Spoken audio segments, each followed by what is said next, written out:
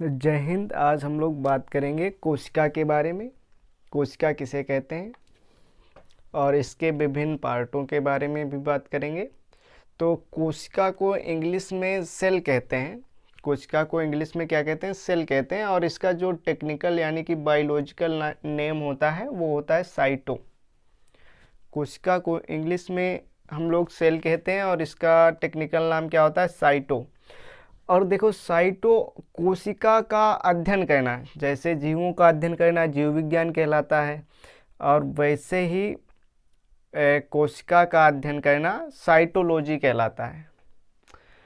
और कोशिका की खोज किसने की थी? रॉबर्ट हुक ने। Father of cells Robert Hooke. अब जीवित कोशिका की खोज किसने की थी? खोज इन्होंने ही की थी। अब जीवित की थी या मृत की थी वो तो अलग की बात है, लेकिन खोज इन्होंने ही की थी। तो जीवित कोशिका की खोज की थी एंटोलिवान ल्यूवेनहॉक। और इसका जो सिद्धांत था वो दिया था स्लाइडेन एवं स्वान ने। कोशिकाओं से मिलकर शरीर बना हुआ है, ये किसने कहा था? स्लाइडेन एवं स्वान ने। ये दो वैज्ञानिक थे जिन्होंने इसका सिद्धांत दिया था। ये क्वेश्चन आता है कि कोशिका का सिद्धांत किसने दिया था? तो स्लाइडेन एवं स्वान ने। ओके। कोशिका का बायोलॉजिकल नाम क्या होता है? साइटो। और कोशिका का अध्ययन करना साइटोलॉजी कहलाता है। इसके जनक कौन थे? Robert Hooke. जीवित कोशिका किसने खोजी थी? एंटोनी वान ल्यूवेनहॉक ने। और शरीर कोशिकाओं से मिलकर बना है, ये किसने कहा था? स्लाइडेन एवं स्वान ने। इसका सिद्धांत, कोशिका का सिद्धांत किसने दिया था? स्लाइडेन एवं स्वान ने। अब ये देख लेते हैं कि सबसे छोटी कोशिका किसे कहते हैं और सबसे बड़ी कोशिका किसे कहते हैं। तो सबसे छोटी कोशिका होती है माइक्रोप्लाज्मा। और सबसे बड़ी कोशिका होती है शुतुरमुर्ग का अंडा। ये ओवरऑल है। ओवरऑल यानी कि पूरी दुनिया में। ये किसमें है? ओवरऑल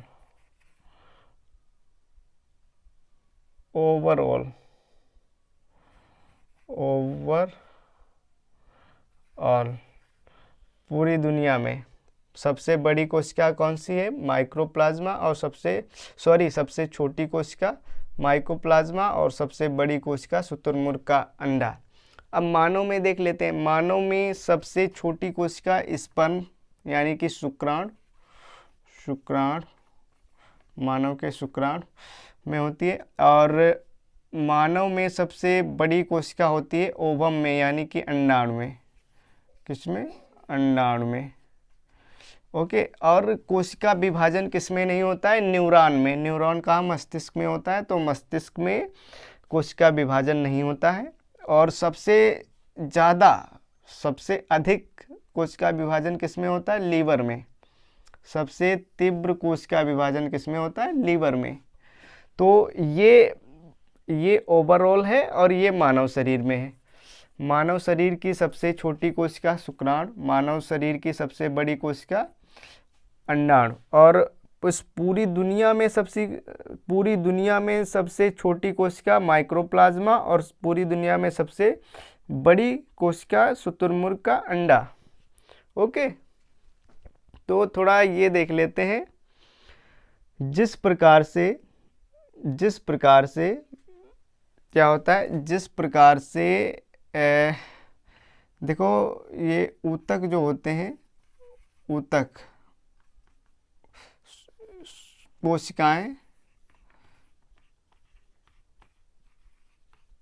कोशिका मिलकर क्या बनाती है? ऊतक। और ऊतक मिलकर क्या बनाते हैं? ऊतक बनाती हैं। और ऊतक मिलकर के अंग बनाते हैं। और अंग मिलकर के क्या बनाते हैं? शरीर, बॉडी। ओके।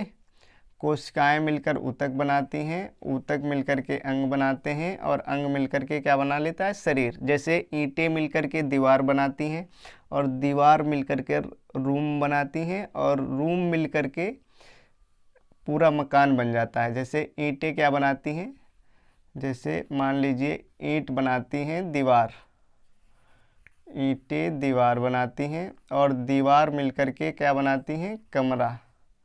और कमरा और बहुत से कमरे मिलकर के घर बना लेते हैं।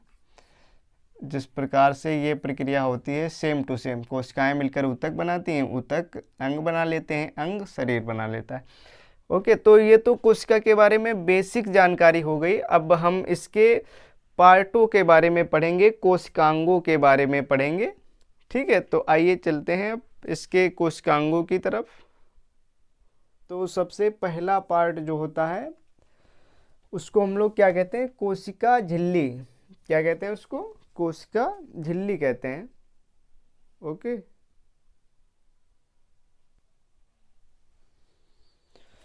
तो कोशिका झिल्ली के बारे में सबसे पहले देख लेते हैं। कोशिका झिल्ली को ही प्लाज्मा झिल्ली कहते हैं, प्लाज्मा झिल्ली। ओके, इसी झिल्ली के अंदर कोशिका के सभी पार्ट, सारे भाग बंद रहते हैं। ऐसे होती है इसकी संरचना, इस प्रकार से होती है। तो देख लेते हैं इसमें क्या क्या होता है। देखो, एक तो ये पादप तथा जंतुओं दोनों में होती है, दोनों में पाई जाती है। किसमें, पादपों में भी पाई जाती है और किसमें पाई जाती है, जंतुओं में, पादप तथा जंतु में। अब ये किसकी बनी होती है, तो ये कोशिका जो होती है प्लाज्मा झिल्ली किसकी बनी होती है, प्रोटीन की। यानी कि कोशिका झिल्ली को ही हम लोग क्या कहते हैं, प्लाज्मा झिल्ली, इसको इंग्लिश में मेम्ब्रेन कहते हैं। तो ये किसकी बनी होती है, प्रोटीन की। ये प्रोटीन की बनी होती है।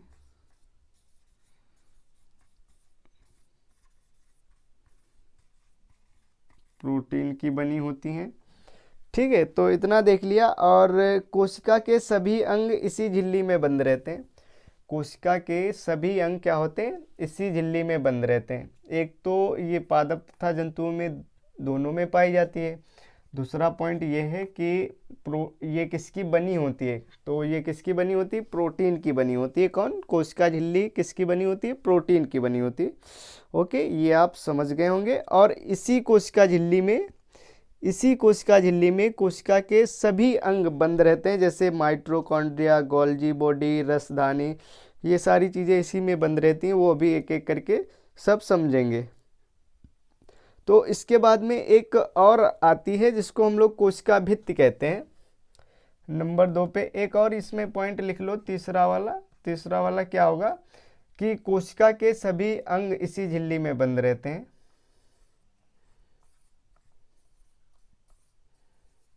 कोशिका के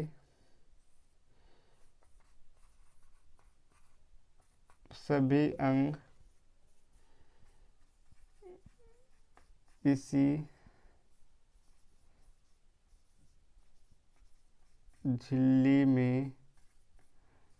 झिल्ली में बंद होते हैं।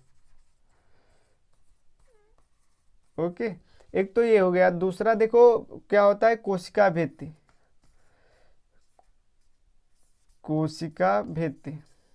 कोशिका भित्ति के बारे में हम लोग समझ लेते हैं। दूसरा क्या होता है, कोशिका भित्ति। अब कोशिका भित्ति में तो देखो, कोशिका भित्ति कुछ इस प्रकार से होती है। ये क्या करती है, सेफ्टी प्रदान करने का काम करती है। इसका मुख्य कार्य सेफ्टी प्रदान करना होता है और कुछ नहीं होता है। ओके, ये अधिकतर पादपों में पाई जाती है। किस में पाई जाती है, ओनली प्लांट्स, केवल पादपों में। कोशिका भित्ति किस में पाई जाती है, केवल पादपों में, केवल पादपों में पाई जाती है। और ये किसकी बनी होती है, नंबर 1 तो ये किस में पाई जाती है, पादपों में। नंबर 2 ये किसकी बनी होती है, सेल्यूलोज की। ये किसकी बनी होती है, सेल्यूलोज की,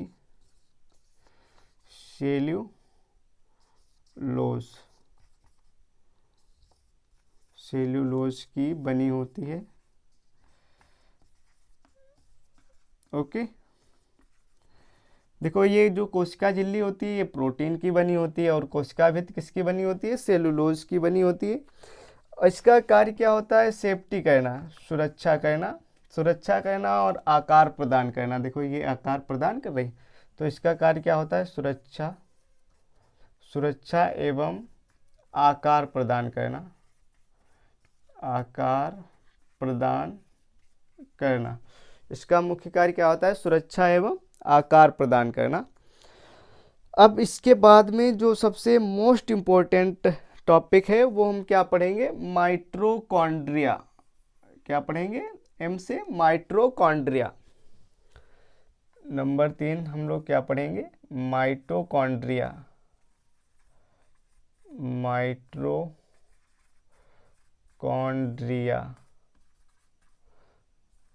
क्या पढ़ेंगे? माइटोकॉन्ड्रिया। माइटोकॉन्ड्रिया इंग्लिश में कहा जाता है, इसको हिंदी में कहते हैं सूत्रकणिका।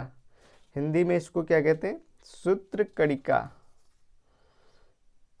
सूत्रकणिका। ओके, माइटोकॉन्ड्रिया को हिंदी में सूत्रकणिका कहते हैं। और इसकी खोज किसने की थी? यानी कि खोजकर्ता।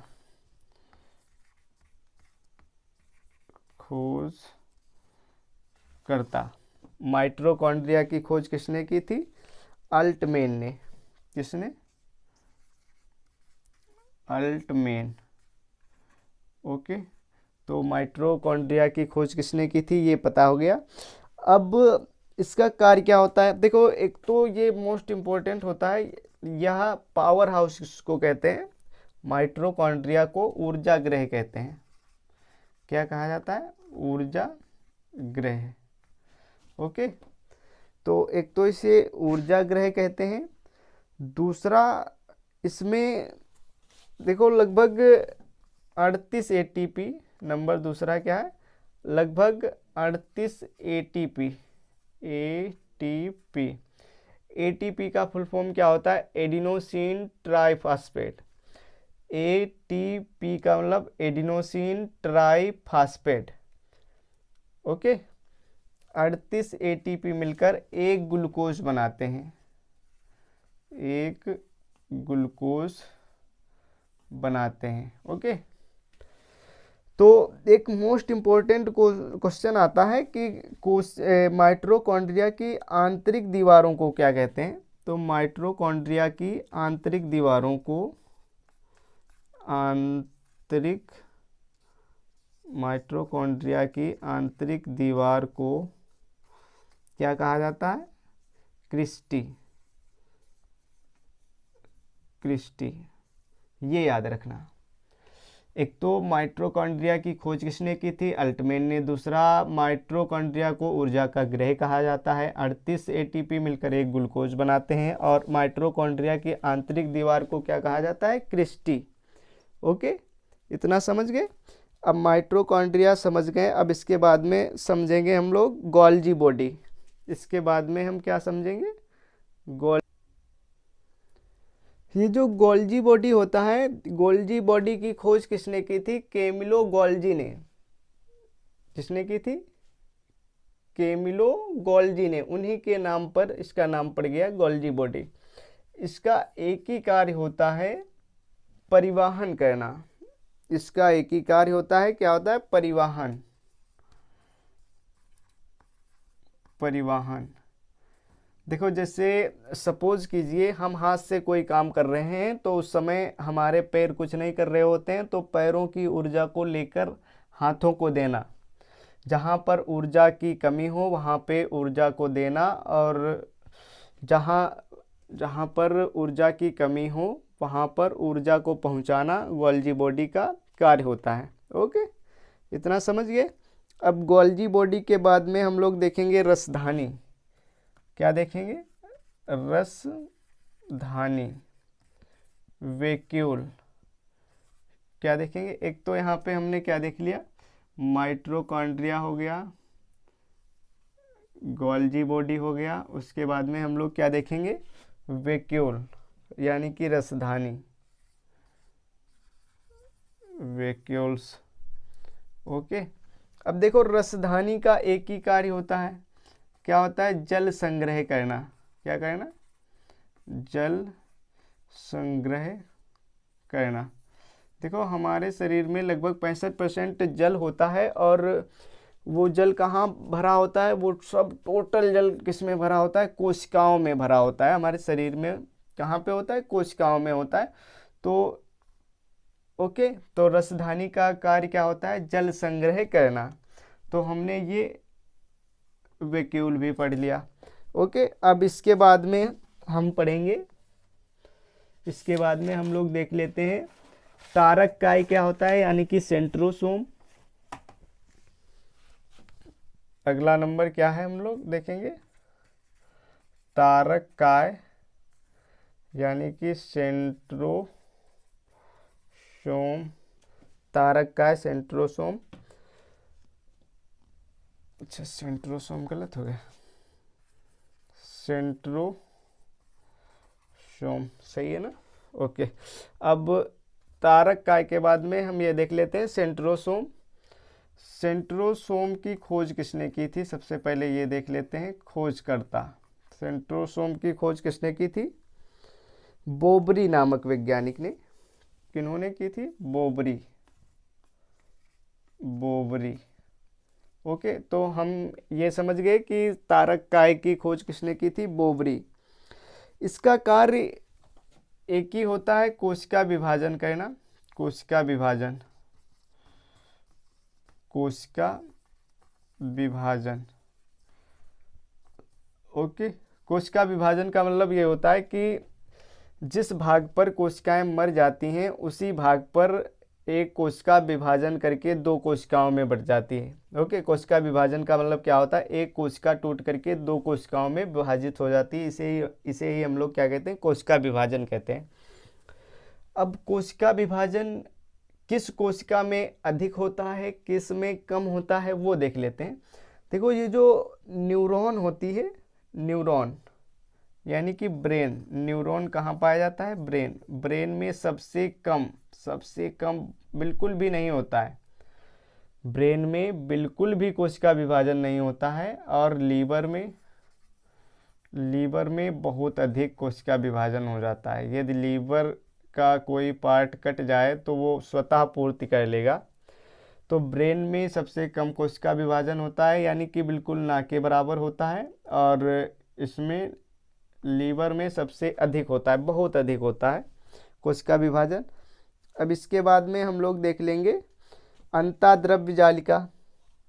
इसके बाद में हम लोग क्या देखेंगे, अंतःद्रव्य जालिका नंबर 7, अंतःद्रव्य जालिका, अंतःद्रव्य जालिका। ओके, यानी कि एंडोप्लाज्मिक रेटिकुलम, इसको हम लोग इंग्लिश में क्या कहते हैं, एंडोप्लाज्मिक रेटिकुलम। क्या कहते हैं, रेटिकुलम, रेटिकुलम। ओके, अब इसका कार्य क्या होता है ये देख लेते हैं।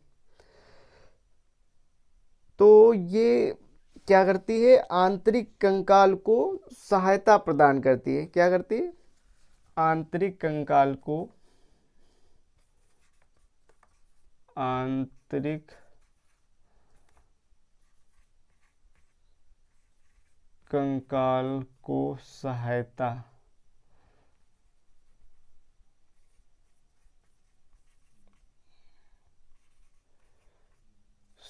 प्रदान करना। ओके, एंडोप्लाज्मिक रेटिकुलम का मतलब क्या होता है, आंतरिक कंकाल को सहायता प्रदान करना। ये कोशिका के भीतर लगे रहते हैं जिससे कि कोशिका पचके ना। ओके, अब ये जो अंतःद्रव्य जालिका होती है ये दो प्रकार की होती है, ये दो प्रकार की होती है। सपोज कीजिए ऐसे, एक होती है खुरदरी अंतर्द्रव्य जालिका जिसे हम लोग क्या कहते हैं, रफ, और दूसरी चिकनी अंतःद्रव्य जालिका होती है जिसको हम लोग कहते हैं स्मूथ। ओके, तो एंडोप्लाज्मिक रेटिकुलम दो प्रकार की होती हैं, एक रफ, दूसरी स्मूथ। अंतःद्रव्य जालिका कितने प्रकार की होती हैं, दो, खुरदरी और चिकनी। अब देखो किसका क्या कार्य होता है ये देख लेते हैं। ये जो चिकनी अंतःद्रव्य जालिका होती है, एंडोप्लाज्मिक ER का मतलब क्या हो गया, एंडोप्लाज्मिक रेटिकुलम। स्मूथ अंतर्द्रव्य जालिका यानी कि चिकनी अंतर्द्रव्य जालिका क्या करती है, वसा का निर्माण करती है। क्या करती है, वसा का निर्माण। ओके, इसके बाद में ये जो खुरदरी अंतर्द्रव्य जालिका होती है, ये किसका निर्माण करती है, ये करती है प्रोटीन का, प्रोटीन का, प्रोटीन का निर्माण। ओके, चिकनी इसको कह सकते हैं, चिकनी अंतर्द्रव्य जालिका क्या करती है, इसका निर्माण करती है वसा का। और खुरदरी, इसको क्या कह सकते हैं, खुरदरी, खुरदरी अंतर्द्रव्य जालिका किसका निर्माण करती है, प्रोटीन का। ओके, तो इसके बाद में हम लोग देख लेते हैं राइबोसोम। इसके बाद में क्या देखेंगे हम, राइबोसोम। ओके, तो यहाँ पे हमने ER भी पढ़ लिया, एंडोप्लाज्मिक रेटिकुलम। ओके, और इसके बाद में हम लोगों ने तारक काय भी पढ़ लिया, C यानी कि सेंट्रोसोम। ओके, अब इसके बाद में हम लोग पढ़ेंगे राइबोसोम। R का मतलब क्या हुआ, राइबोसोम। ओके, अगला नंबर क्या है हमारा, राइबोसोम। राइबोसोम। ओके, तो देख लेते हैं राइबोसोम क्या होता है। देखो, ये जो राइबोसोम होता है, इसकी खोज किसने की थी, पेलेडे ने। खोजकर्ता कौन है, खोजकर्ता। ओके, खोजकर्ता कौन है इसके, पेलेडे, पेलेडे। ओके, अब इसका कार्य क्या होता है, प्रोटीन निर्माण करना, प्रोटीन निर्माण करना, प्रोटीन का निर्माण करना। ओके, राइबोसोम का कार्य क्या होता है, प्रोटीन का निर्माण करना। और राइबोसोम को ही कहते हैं प्रोटीन फैक्ट्री। एक क्वेश्चन आता है, प्रोटीन की फैक्ट्री किसे कहते हैं, तो वो क्या होता है, राइबोसोम। राइबोसोम को ही क्या कहते हैं, प्रोटीन की फैक्ट्री। ठीक है, इसी को हम लोग क्या कह बोल सकते हैं, protein factory, protein factory, protein factory. Okay, अगला नंबर 9, केंद्रक। केंद्रक यानी कि न्यूक्लियस। क्या पढ़ेंगे, न्यूक्लियस। ओके, अगला हम लोग पढ़ेंगे न्यूक्लियस। तो ये क्या देख लेते हैं, न्यूक्लियस। ओके, अगला नंबर है न्यूक्लियस। केंद्रक की खोज किसने की थी, इसके खोजकर्ता कौन है, खोजकर्ता, इसके खोजकर्ता है रॉबर्ट ब्राउन। कौन है, रॉबर्ट ब्राउन, ब्राउन। ओके, अब इसका कार्य क्या होता है, देखो केंद्रक में क्रोमोसोम होते हैं। केंद्रक में क्या होते हैं, क्रोमोसोम, क्रोमोसोम। केंद्रक में क्रोमोसोम होते हैं, यानी कि DNA और RNA, DNA और RNA। DNA का फुल फॉर्म होता है डीऑक्सी राइबोस न्यूक्लिक अम्ल। RNA का फुल फॉर्म होता है राइबोस न्यूक्लिक अम्ल। डीऑक्सी राइबोस न्यूक्लिक अम्ल, राइबोस न्यूक्लिक अम्ल। तो पता चल गया ना, DNA का फुल फॉर्म क्या होता है, डीऑक्सी राइबोस न्यूक्लिक अम्ल। और RNA का क्या होता है, राइबोस न्यूक्लिक अम्ल। ओके, अब देखो केंद्रक को क्या कहा जाता है, ब्रेन ऑफ सेल, कोशिका का मस्तिष्क कहा जाता है। क्या कहा जाता है, brain of cell, brain of cell. एक क्वेश्चन ये आता है कि कोशिका का मस्तिष्क किसे कहा जाता है, तो केंद्रक को। और दूसरा इसको क्या कहा जाता है, कंट्रोलर। कंट्रोलर इसको क्या कहा जाता है, नियंत्रक। ठीक है, तो ये ही नियंत्रण करता है सभी, जैसे माइटोकॉन्ड्रिया, गोल्गी बॉडी, और ये वैक्यूल, रेडिकुलम, सेंट्रोसोम, राइबोसोम, और ये सभी जितने पार्ट होते हैं सभी को कौन नियंत्रित करता है, केंद्रक। इसीलिए इसको कंट्रोलर भी कहते हैं। इसका 80% भाग किसका बना होता है, प्रोटीन का। 80% भाग किसका बना होता है, प्रोटीन का। और 10% भाग इसका होता है डीएनए का। इसमें 10% क्या होता है, डीएनए। 10% क्या होता है, डीएनए। और ये क्या होता है, प्रोटीन। ओके, अब केंद्रक हमने पढ़ लिया। अब इसके बाद में हम लोग पढ़ेंगे लाइसोसोम। ओके, इसके बाद में हम लोग क्या पढ़ेंगे, लाइसोसोम। ये जो लाइसोसोम होता है इसके खोजकर्ता डी डुवे हैं। लाइसोसोम की खोज किसने की थी, डी डुवे ने। अब देखो, एक तो इसमें जल अपघटक एंजाइम होते हैं। कैसे एंजाइम होते हैं, जल अपघटक, जल अपघटक एंजाइम। ओके, लाइसोसोम में कौन सा एंजाइम पाया जाता है, जल अपघटक एंजाइम। ओके, इससे कोशिका जल जाती है ना।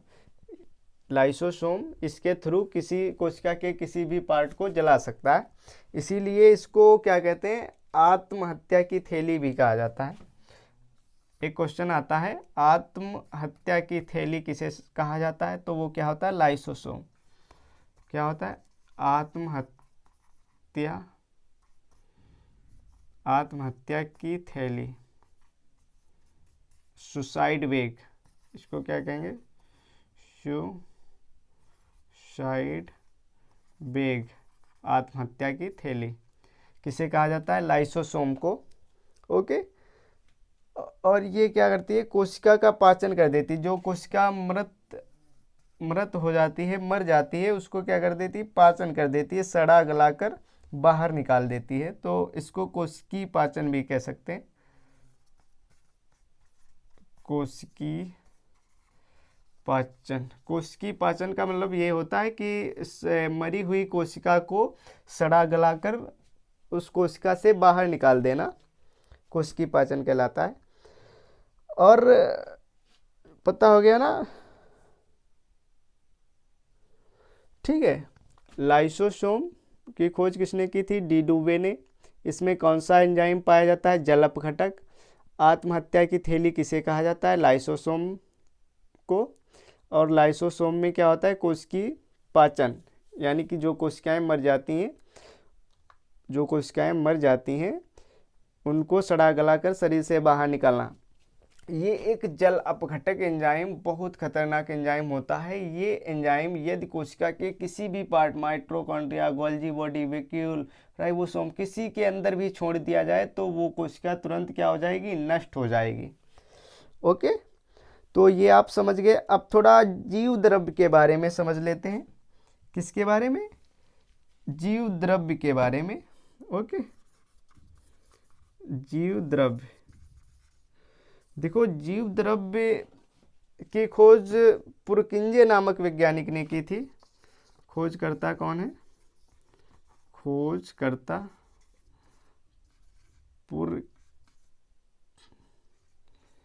पुरकिंजे। ओके, पुरकिंजे नामक वैज्ञानिक ने की थी। अब देखो, ये जो जीव द्रव्य होता है ये दो प्रकार का होता है। कितने प्रकार का होता है, दो प्रकार का। नंबर एक, कोशिका द्रव्य। नंबर एक क्या होता है, कोशिका द्रव्य। और नंबर दो होता है केंद्रिका द्रव्य, केंद्रक द्रव्य। क्या होता है नंबर दो, केंद्रिका द्रव्य, केंद्रिका द्रव्य। देखो, जो कोशिका के अंदर, जो द्रव्य कोशिका के अंदर भरा होता है उसको हम लोग क्या कहते हैं, कोशिकीय द्रव्य। और जो द्रव्य किसके अंदर भरा रहता है, केंद्रक के अंदर, उसको हम लोग क्या कहते हैं, केंद्रकी द्रव। देखो जैसे ये हमारा केंद्रक है और ये इसके अंदर द्रव भरा हुआ है, तो इसका मतलब ये जो द्रव भरा हुआ है तो इसको हम लोग क्या कहेंगे, केंद्रकी द्रव। ओके। और ये कोशिका है, जो कोशिका में भरा होता है उसको हम लोग क्या कहते हैं, कोशिकीय द्रव। ओके। साइटोप्लाज्म और न्यूक्लियस प्लाज्म, कोशिका को बायोलॉजिकल भाषा में साइटो कहते हैं, द्रव को प्लाज्म। ओके। साइटोप्लाज्म और न्यूक्लियस प्लाज्म। ओके।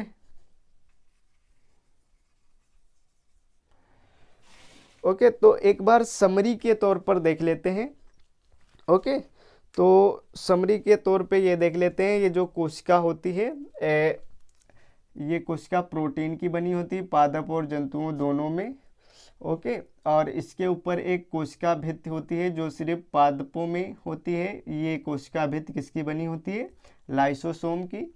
और ये जो कोशिका होती है यानी कि प्लेज्मा झिल्ली, ये प्रोटीन की बनी होती है। इसके अंदर ही कोशिका के सारे अंग मौजूद रहते हैं। सबसे पहला आता है माइटोकॉन्ड्रिया। माइटोकॉन्ड्रिया को ऊर्जा गृह कहा जाता है। ये शरीर में ऊर्जा को रखने का काम करता है, इसी को पावर हाउस कहते हैं।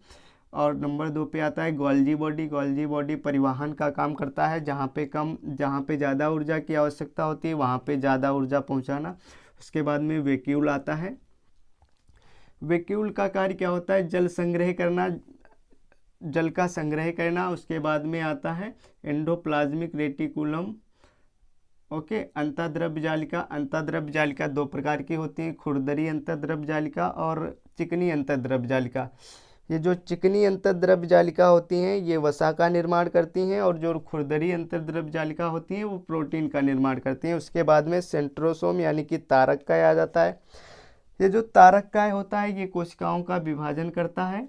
ओके। कोशिकाओं का विभाजन करता है, और कोशिका विभाजन सबसे अधिक किसमें होता है, लीवर में, और सबसे कम किसमें होता है, ब्रेन में। और उसके बाद में राइबोसोम। राइबोसोम क्या करता है, प्रोटीन का निर्माण करता है, और राइबोसोम को ही हम लोग क्या कहते हैं, प्रोटीन की फैक्ट्री कहते हैं। और उसके बाद में न्यूक्लियस आ जाता है। न्यूक्लियस यानी कि केंद्रक। केंद्रक को ही हम लोग कहते हैं मस्तिष्क का दिमाग, ब्रेन ऑफ सेल्स। ओके। ये क्या करता है, इसको ब्रेन को हम कंट्रोलर भी कह सकते हैं। और उसके बाद में एक आता है राइबोसोम। राइबोसोम आप देख सकते हैं, इसकी खोज डी डुबे ने की थी। इसमें जल अपघटक एंजाइम होते हैं, और इसको ही आत्महत्या की थैली कहा जाता है। ओके। ये कोशिकाओं को सड़ा गलाकर, जब कोशिका नष्ट हो जाती है, मर जाती है, तो उसको सड़ा गलाकर शरीर से बाहर निकाल देती है। और जीव द्रव्य क्या होता है, जीव द्रव्य 2 प्रकार का होता है, कोशिका द्रव्य और केंद्रकीय द्रव्य। जो द्रव्य कोशिका में पाया जाता है उसे कोशिकीय द्रव्य, और जो द्रव्य केंद्रक में पाया जाता है उसे केंद्रकीय द्रव्य। इस द्रव्य का एक मुख्य कार्य ये होता है, जब ये द्रव्य इसमें भरा होता है तो इसके अंदर जो विभिन्न अंग होते हैं उन अंगों को अपनी जगह से हिलने नहीं देता है ये द्रव्य, नहीं तो ये आपस में टकराएंगे सारे। तो ये समझ गए होंगे आप लोग कोशिका के बारे में। अगर वीडियो पसंद आए तो लाइक करें, शेयर करें और चैनल को सब्सक्राइब करें। धन्यवाद।